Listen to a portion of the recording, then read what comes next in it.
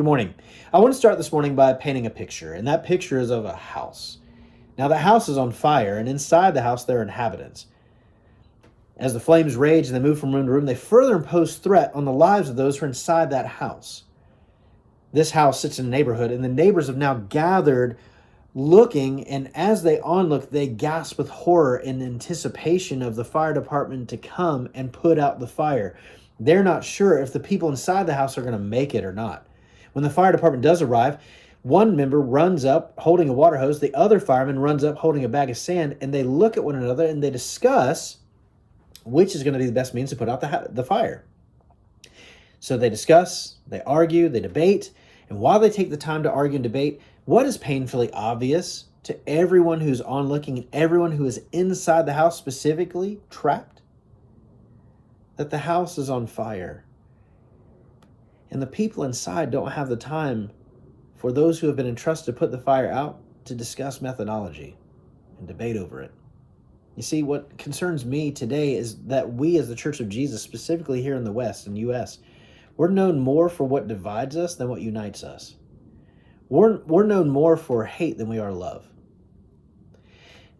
The truth is that Jesus said of himself, that I am the way, the truth, and the life. No one comes to the Father except through me in John 14:6. And Paul encourages us in Philippians 2 to spend more time focused on giving that truth away than we do debating the methodologies by which we're going to do it. He said in Philippians 2, therefore, if any of you have any encouragement from being united in Christ, if there's any comfort in his love, if any common sharing in his spirit, if there's any tenderness, any compassion, then make my joy complete by being like-minded, having the same love, being one in spirit and in one mind. Do nothing out of selfish ambition or vain conceit. Rather, in humility, value others' needs above yourself. So, what is Paul saying? He's saying, look, the house is on fire. It doesn't matter which method you use.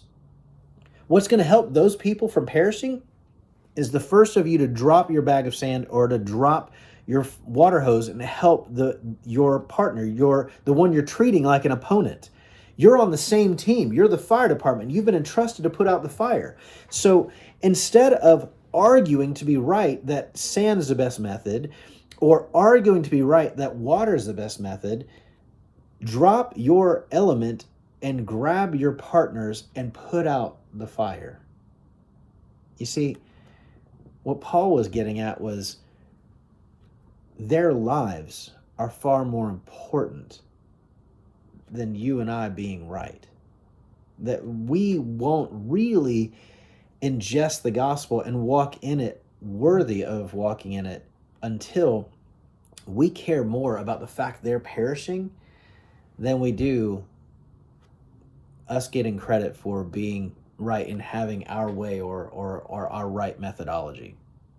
People are perishing all over the world, and the world right now is just evidently at unrest. And church, I want to encourage us this morning.